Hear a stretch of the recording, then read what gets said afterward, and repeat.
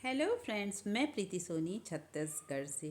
Friends, आप लोगों को वो वाली बात याद होगी ना, जब कौरव पांडव का युद्ध चल रहा था और अर्जुन जी मोह के वश में आ गए थे। युद्ध के समय वो युद्ध नहीं लड़ना चाहते थे। फिर कृष्ण जी ने उन्हें कितना समझाया, इतना ज़्यादा समझाया कि पूरा एक गीता ग्रंथ बन गया। तो आप सोचिए, अर्जुन जी और कृष्ण जी तो बाल सखा थे, रिश्तेदार भी थे। बचपन से अर्जुन जी कृष्ण जी को देखते आ रहे थे। और दूसरी बात, वो भगवान का अंश थे अर्जुन जी। लेकिन वो हमारी तरह तो सामान्य इंसान नहीं थे, फिर भी वो भगवान का अंश थे। फिर भी उनको इतना ज़्यादा समझाना पड़ा, तब उन्हें जाकर सब बात समझ आई, क्योंकि वो संसार में थे और जो संसार में है वो मोह माया में तो फंसा ही रहेगा। उसको तो कोई भी नहीं रोक सकता कि मोह से ग्रसित ना हो। वो भी जब तक भगवान ना चाहे कि वो मोह से बाहर आ जाए। तो हमारे यहाँ तो आप देख रहे हैं कि कितने सारे कल की अवतार है। हमारे कमेंट्स में तो बहुत सारे कल की अवतार आ जाते हैं कि बताने के लिए कि वो कितने महान हैं, कल की अवतार हैं। एक बात बताइए, भगवान को क्या जा जा के बताना पड़ेगा कि मैं कल की हूँ, मैं कल की हूँ? मैं तो चलो उन लोगों को चैलेंज करती हूँ कि वो कल की अवतार हैं, और कल की जी तो पूर्ण कलाओं के 64 कलाओं के साथ आ रहे हैं, पूर्ण अवतार हैं कल की जी। तो एक काम करिए, आप जो कल की बन रहे हैं तो आप मुझे दिव्य दृष्टि दो, तो मैं आप लोगों को देख लूँगी, उसके बाद में मान जाऊँगी कि हाँ आप कल कीजिए।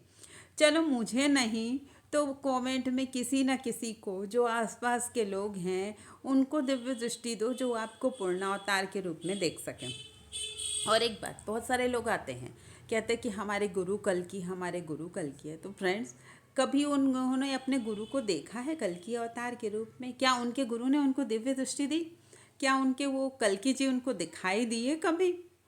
तो फ्रेंड्स, बस इतनी सी बात है, आप लोग समझ जाइए क्यों व्यर्थ में इसको कल की उसको कल की क्यों मान रहे हैं। कोई गुरु कोई कुछ भी कल की जी नहीं है, और जो कल की जी हैं उसको अभी कोई भी नहीं जान रहा है कि यही कल की जी हैं।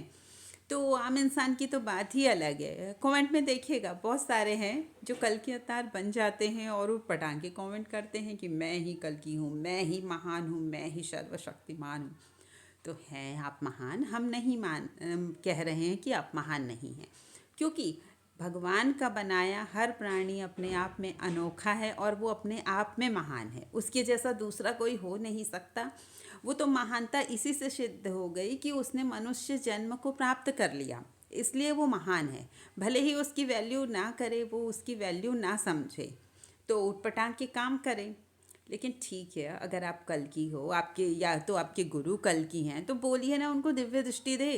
तो चलो मैं यहाँ पे अपने वीडियो में बताऊंगी कि कौन सच्चा कल की है। चलो आप चतुर्भुज नहीं दिखा सकते तो ना सही, क्योंकि अर्जुन जी भी नहीं देख पाए जब कृष्ण जी ने अपना विराट रूप दिखाया। विराट रूप कितना विराट रहा होगा, आप ही सोचिए ना। जो मतलब इतने सारे, इतना बड़ा ब्रह्मांड, पृथ्वी, और उसमें हम इंसान तो बहुत मामूली सी बात है। इतने बड़े जो ब्रह्मांड की रचना कर चुके हैं। और ऐसा भी कहा जाता है ना कि जो हमारा ब्रह्मांड है वो सिर्फ हमारा ब्रह्मांड नहीं है, ऐसे अनेकों ब्रह्मांड हैं, है ना। ऐसा कहने सुनने में आता है। तो इतने सारे ब्रह्मांड के रचयिता जो हर चीज़ को बनाया, आप सोचोगे इतनी छोटी छोटी चीज़ को उन्होंने बनाया है, छोटी सी चींटी को बनाया है, हाथी को बनाया है, पेड़ पौधों को बनाया है, इतनी सुंदर प्रकृति बनाई है, भूकंप ज्वालामुखी भी बनाया है। मतलब इतना कुछ जो भगवान ने बनाया है, वो सब अर्जुन जी को भगवान के अंदर दिखने लगा। किसी के मुंह से आग निकल रही है, किसी के मुंह से और लावा निकल रहा है, कहीं कोई डरावना लग रहा है। मतलब बहुत बड़ा विकराल। और ये तो सच बात है ना कि हम जैसा कर्म करते हैं वैसा फल भी देते हैं भगवान। हमारे कर्म के हिसाब से वो तो न्यायाधीश हैं। पहले भी इस बात पे हमारी बात हुई थी कि भगवान न्यायाधीश है, जो जैसा करेगा उसे वैसा ही फल देंगे। तो भगवान को देख कर, इतना विराट रूप देख कर अर्जुन जी भी थर थर काँपने लगे। वो भी कितना ज़्यादा डर गए थे भगवान को देख कर। तब फिर वो बोले भी भगवान को, है ना। आपको याद भी होगा, आपने गीता जरूर पढ़ी सुनी होगी, मुझे विश्वास है कि भगवान, मुझे तो ये रूप देखकर आपको देखकर डर लग रहा है, मुझे तो आपका वो सौम्य रूप पसंद है। तो फिर भगवान जी अपने चतुर्भुज रूप में आए। तो चतुर्भुज रूप में आए, आप ये मान लीजिए कि भगवान का जो विकराल रूप अर्जुन जी को दिख रहा था वो भगवान दिखा रहे थे, क्योंकि भगवान की इच्छा के बिना कुछ नहीं हो सकता। अब इसका दूसरा पहलू ये भी है कि अर्जुन जी को भगवान का रूप कैसे दिखा, दिव्य दृष्टि की वजह से भगवान का रूप उनको दिख गया। मतलब जैसे किसी के पास दिव्य दृष्टि है गई, या कोई त्रिकालदर्शी, या थोड़ा बहुत भी ध्यान में थोड़ा आगे चले जाए तो सामने वाले का वो ओरा देख के बता सकता है कि इसमें क्या क्या है। बहुत हल्के फुल्के मात्रा में, इस टाइप के लोग तो अभी नहीं हैं फिलहाल। तो लेकिन अर्जुन जी के पास तो दिव्य दृष्टि थी, तो जैसे ही भगवान उनके सामने आया ना, तो उनको भगवान का रूप दिख गया कि भगवान ऐसे हैं। तो वो डरने लगे। फिर भगवान ने अपना उनको चतुर्भुज रूप दिखाया, तो बहुत शांत सौम्य प्रेम से परिपूर्ण अर्जुन जी तो गदगद हो गए। फिर आपको याद होगा, पूरी गीता सुनने के बाद अर्जुन जी ने लास्ट में कहा था कि भगवान, अब आपने तो बता दिया कर्म योग, भक्ति योग, और क्या था, ज्ञान योग, सारे योग मुझे बता दिए। तो अब आप ये बताइए कि मैं कौन सा योग करूं, कर्म करूं, ज्ञान करूं, मुझे तो कुछ समझ नहीं आ रहा है। तो क्या कहा था याद है आपको कृष्ण जी ने कहा था, माम एकम शरणम व्रज। जितना भी मैंने बताया है वो सब छोड़ दे, वो सब भूल जा, सिर्फ एकमात्र मेरी शरण में आ जा। क्या कहा था? सिर्फ एकमात्र मेरी शरण में आ जा। इसका मतलब क्या है? कुछ भी करने की ज़रूरत नहीं। जो भगवान की शरण में चला जाता है ना, उसे कुछ भी करने की ज़रूरत नहीं पड़ती, भगवान स्वयं कर लेंगे। लेकिन मैंने एक बार और बताया था आपको कि कोई भी इंसान अकर्मा नहीं रह सकता, उसे तो अपना कर्म करना ही पड़ेगा। तो कर्म करते जाइए, क्योंकि कर्म करना भी ज़रूरी है, और 100% मन से करिएगा।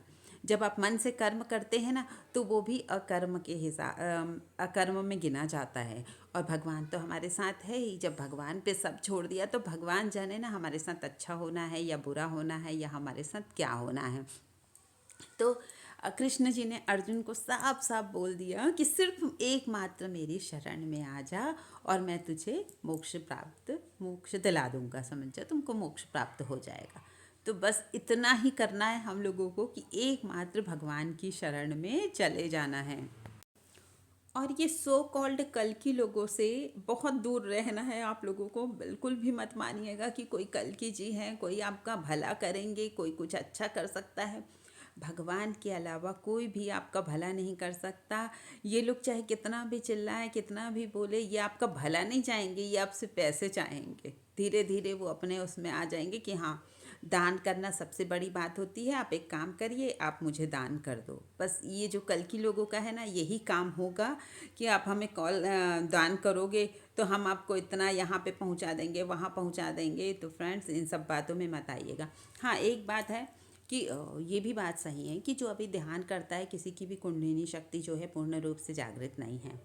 ये तो सब जो चिल्लाते रहते हैं ना, चाहे कितनी भी बड़ी बड़ी बातें कर ले, ये तो नहीं है पॉसिबल। लेकिन एक बात है, एक जो बहुत बड़ा सच है वो ये है कि जब से भगवान आए हैं, जब से कल्कि जी की एनर्जी दुनिया में फैल रही है, लोगों को फील हो रही है ना कल्कि जी की एनर्जी, तो जितने भक्त लोग हैं, जितने अच्छे लोग हैं, चाहे वो ध्यान करते हो चाहे ना करते हो, चाहे वो कुंडलिनी को शक्ति को जानते हो या ना जानते हो, उनके अंदर धीरे धीरे कुंडलिनी शक्ति की पावर आ रही है। धीरे धीरे उनको फील भी हो रहा है कि नहीं, कुछ तो हो रहा है हमारे ऋण में, कुछ तो हो रहा है हमारे जीवन में तो एक बहुत बड़ा परिवर्तन हुआ है। ये तो बहुत बड़ा सच है। लेकिन चक्रों में भी उनको थोड़ा थोड़ा तो ज़रूर फील होता है। थोड़े थोड़े से सबके चक्र जागृत हो गए। जो भक्त लोग हैं उनके, जो इन चीज़ों को मानते हैं, जो भक्ति करते हैं, मन से भगवान को मानते हैं। और कुंडलिनी शक्ति भी धीरे धीरे उनकी जागृत हो रही है। वो पूर्णता जो एकदम से सोई हुई थी, क्योंकि जब भगवान ही बंधन में थे तो उनकी शक्तियाँ कैसे जाग सकती थी। अगर जैसे कुंडलिनी शक्ति किसी की जाग जाती, जो बड़ी बड़ी बातें करते हैं ना कि हमारी ये जागृत है, ये चक्र जागृत है, वो चक्र जागृत है। फ्रेंड्स, एक बात आप सोचिए कि किसी के चक्र जागृत हैं, किसी की कुंडलिनी शक्ति जागृत है, तो वो तो स्वयं भगवान के समान है। यही तो सबसे बड़ी बात है, यही तो सबसे बड़ी पावर है। जिसके चक्र जागृत होंगे, कुंडलिनी शक्ति जाग जाएगी, तो वो तो भगवान को ऐसे ही पहचान लेगा। तो अभी तक के सब कल्कि जी को पहचान लिए होते, जिसके भी चक्र और कुंडलिनी शक्ति जागृत होते। तो इन फालतू के बहकावे में बिल्कुल मत आइएगा, और इन फालतू के कल्कियों से भी सावधान रहिएगा। और जैसे ही भगवान आए हैं, मैंने बताया कि उनकी एनर्जी से धीरे धीरे चक्रों में, कुंडलिनी शक्तियों में तो फ़र्क दिख रहा है।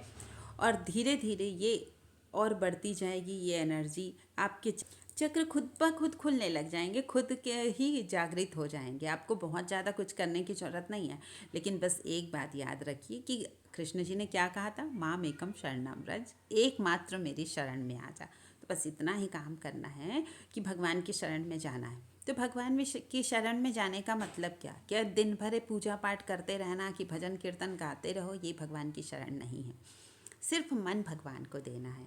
आप कुछ भी करते रहो, कुछ जो काम है वो करो। देखो, संसार में आए हो तो बिना काम करे तो रह नहीं सकते। तो जो करना है, जो भी काम करना है आप करो। सिर्फ मन से भगवान को याद कर लो और ये भी मान लो, कोई भी फल की इच्छा मत रखो कि जो होगा भगवान सब आपके हाथ में है। सुख भी दुख भी सब आपके हाथ में है। सिर्फ पेशेंस रखो कि ज़रूर सब ठीक हो जाएगा। ज़रूर एक दिन भगवान जी के आपको दर्शन होंगे, कल की जी आपको ज़रूर दर्शन देंगे। Thank you friends.